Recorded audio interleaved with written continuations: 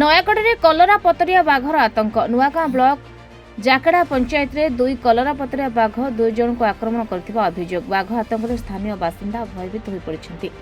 ବାଘ ଆକ୍ରମଣରେ ଆହତ ହୋଇଥିବା ବ୍ୟକ୍ତିମାନେ ହେଲେ ଜାକେଡ଼ା ପଞ୍ଚାୟତ ସୁଡ଼ିଙ୍ଗି ଗାଁର ସଜୁ ନାୟକ ଏବଂ ଅନ୍ୟ ଜଣ ହେଲେ ଜାକେଡ଼ା ପଞ୍ଚାୟତ କରଚୁଲି ଗ୍ରାମର ପ୍ରମୋଦ ଗୁରୁ। ଅଭିଯୋଗ ଅନୁଯାୟୀ ସଜୁ ନାୟକ ଘର ଦୁଆର ପାଖରେ ବସି ନିଆଁ ପୁଆଉଥିବା ବେଳେ ଏକ କଲରା ପତରିଆ ବାଘଟେ ଆସି ତାକୁ ମାଡ଼ି ବସିଥିଲା। ସଜୁ ନିଜର ଜୀବନ ବଞ୍ଚାଇବାକୁ ଚିତ୍କାର କରିବାକୁ ସଜୁଙ୍କ ପୁଅ ବାହାରକୁ ଆସି ଦେଖେ ତ ଏକ କଲରା ପତରିଆ ବାଘ ତାଙ୍କ ବାପାଙ୍କୁ ଆକ୍ରମଣ କରୁଛି। ସଜୁଙ୍କ ପୁଅ ବାଘକୁ ଆସି ବାଡ଼େଇବା ପରେ ବାଘ ଛାଡ଼ି ଚାଲି ଯାଇଥିଲା। ସେ ବାଘଟି ପାଲିଆଠୁ ଆସିଲା, ଆସିକି ସେ ତା ପୁଅ କହିଲା ବାପା ବାଘ କହିଲା, ସେ ତାକୁ ଝାପି ଦେଲା ସାଙ୍ଗେ ସାଙ୍ଗେ। ଆମେ ଘରୁ ବାହାରିକି ବାଡ଼େଇଲୁ, ବାଡ଼େଇଲା ପରେ ହେଲେ ଛାଡ଼ି ନଥିଲା। ଯେତେବେଳେ ମୁଣ୍ଡ ଗୋଟେ ପାର ବାଡ଼େଇଲା ପରେ ପୁଣି ଝପିକି ଏପଟେ ସେ ପଳେଇଲା। ସେ ଶଙ୍କିରୁ ଧରି ପକେଇଛି, ସେଇ ଆଖିରୁ ଏରା ହେଲେ ସବୁ ଆଖିଟା ନଷ୍ଟ ହେଇଯିବ ମୋତେ ଜଣା ପଡୁଛି। ସେଇଟା କିଛି ଏବେ ଯାଇ ଆମ ପାଖକୁ ଖବର କିଛି ଆସିନି। ସେ ହାତ ଗୁଡ଼ା ସବୁ ଏରା ସବୁ ଖଣ୍ଡିଆ ଖବରା ହେଇଯାଇଛି। ସେ ନିଆଁ ଶାଳେ ବସିକି ଖାଇ ବସିଥିଲେ। ସେ ଆସିକି ସିଧା କଂକ୍ରିଟରୁ ଝାମ୍ପିଲା ସେଇଠିକି। ଭୟ ପୁରା ନାଗି ରହିଛି। କାଲି ରାତି ଯାକ ଶୋଇନୁ, ସମସ୍ତେ ଅନିଦ୍ରା ହେଇକି ରହିଛୁ। ସେ ଗାଈ ନେଇଥିଲେ, ଗାଈ 6:30ରେ ଗାଁକୁ ଆଇଲା ଟାଇମ୍ରେ ଗାଁ କାନ୍ଥରେ ଏକା ଗାଁ ମୁଣ୍ଡରେ ଏକା ସିଏ ପେଣ୍ଡରାଟା ବର୍ତ୍ତମାନ ପଛ ଆଡ଼ୁ ଡେଇଁକି କାମୁଡ଼ି ଦେଲା। ଆଉ ବାଘଟି ନଟି ଆଡ଼ୁ ଏଇ ଜଙ୍ଗଲ ଆଡ଼ୁ ଛପିକି ଥିଲା। କେମିତି ଯାହାକୁ କାମୁଡ଼ିଛି ସିଏ ଦେଖିଛନ୍ତି। ଆଉ ଆସିଛନ୍ତି ଆଜି ଚେକିଂ କରି ଆସିଛନ୍ତି।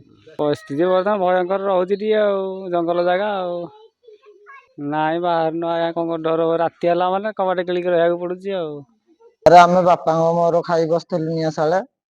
ସେ ଲୋକ ସମସ୍ତେ ଶୋଇ ପଡିଥିଲେ, ବାପାର ମୋର ବସିଥିଲୁ। ବାଘ ଆସିକି ବାପାଙ୍କୁ ଧରି ପକେଇଲା। କୁକୁର ଭୁକିଲା ପରେ ବାପାଙ୍କୁ କହିଲି, ବାଘ ଗଲା ତମ ପଛପଟୁ। ଗଲା ବେଳକୁ ବାପାଙ୍କୁ ମାଡି ବସିକି ଧରିଲେ। ମୁଁ ଯେତେ ବାଘକୁ 2-4 ପାହାର ବାଡେଇଲି, ସେ ଛାଡିକି ପଳେଇଲା। ସମୟ 8ଟା ଟାଇମ୍ ହବ। ସେଇ ଟାଇମ୍ରେ ଆମେ ଭାତ ଖାଇ ବସିକି ନିଆଁ ପାଖରେ ବସିଥିଲୁ। ବାପା ବି ନିଆଁ ପାଖରେ ଥିଲେ। ସେ ବାଘ ସେ ଆମ ଗୋଟେ ସାହି ଭିତରେ ପଶିକି ଡାଇରେକ୍ଟ ଜବୁଡ଼ିକି ଆସିଲା। ପୁରା ଆସିଲା ଯେମିତି ବାପାଙ୍କୁ ଧରି ପକେଇଲା। ସେଇଠୁ ମୁଁ ଯେତେ କହିଲି ବାପା ବାଘ ଗଲେ ତମ ପାଖକୁ, ସେ ସେଇଠୁ ନ ଯାଇ ପାରିକି ସେଇଠି ରହିଗଲା। ପାଖକୁ ପହଞ୍ଚିଗଲା ଆସିକି ବାଘ। ତାପରେ ସେଠୁ ଜାବୁଡ଼ିକି ତାକୁ ନିଆଁ ପାଖରେ କାମୁଡ଼ିକି ପକେଇଦେଲେ। ମୁଁ ସେଠୁ ଯାଇକି ଡାକା ଡାକି କଲି, ଲୋକ ଆସିଲା। ସେଠୁ ବାଡିଆ ବାଡି କରିବାରେ ସେଇଠୁ ଗଲା। ବାପାଙ୍କର ବେକରେ ଦାନ୍ତ 4ଟା ଗଳି ଯାଇଛି, ଆଉ ପଛପଟେ ବି ଦାନ୍ତ ଗଳି ଯାଇଛି। ହାତ ପାପୁଲି ହାଡ଼ ଦିଶୁଛି, ଆଉ ମୁଣ୍ଡରେ ବି ଗଳି ଯାଇଛି ଦାନ୍ତ। ଫରେଷ୍ଟ ବାଲା ସେ ଆସିକି ଲେଖିକି ନେଇକି ଯାଇଛନ୍ତି। ଆଗରୁ ନାହିଁ, ଯୋଗାଯୋଗ କିଛି ନାହିଁ। କେତେବେଳେ କେମିତି ବାଇଚାନ୍ସ ଆସନ୍ତି। ହାତୀ ବି ଖାଇଲେ ବି ବୁଝନ୍ତି ନାହିଁ ସେଇ କଥା। ଏବେ ଆପଣ ଯାହା କହିପାରେ, ଯୋଉ ଦେଖିକି ଯାଇଛନ୍ତି ସବୁ ଫରେଷ୍ଟ ବାଲା ଯାହା କହିପାରେ।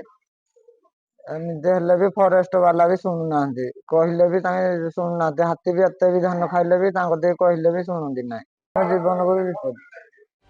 ସେହିଭଳି ପ୍ରମୋଦ ଗାଈ ଚରାଇବାକୁ ଘରକୁ ଫେରିବା ବେଳେ ତାଙ୍କ ପଛପଟେ ଏକ କଲରା ପତରିଆ ବାଘ ଆକ୍ରମଣ କରିଥିଲା। 2 ଜଣ ଗୁରୁତର ଆହତ ହୋଇଥିବା ବେଳେ ବାଘ ଲୋକଙ୍କ ଘରେ ପଶି ଆକ୍ରମଣ କରିଥିବାରୁ ଲୋକମାନେ ଭୟଭୀତ ରହିଛନ୍ତି। ଅନ୍ୟପକ୍ଷରେ ବାଘ 2ଟି ସ୍ଥାନୀୟ ଅଞ୍ଚଳରେ ଘୁରି ବୁଲୁଥିବାର ବନ ବିଭାଗ କର୍ମଚାରୀମାନେ ଜଙ୍ଗଲ ଭିତରକୁ ବାଘ ଘଉଡ଼ାଇବା ପାଇଁ ଲାଗି ପଡ଼ିଛନ୍ତି। ନୂଆଗାଁ ବ୍ଲକରୁ ଦିଲ୍ଲୀପ କୁମାର ଜାନିଙ୍କ ସହ ନୟାଗଡ଼ରୁ ମାନସ କୁମାର ସାହୁଙ୍କ ରିପୋର୍ଟ, ରିପୋର୍ଟର୍ସ ଟୁଡେ।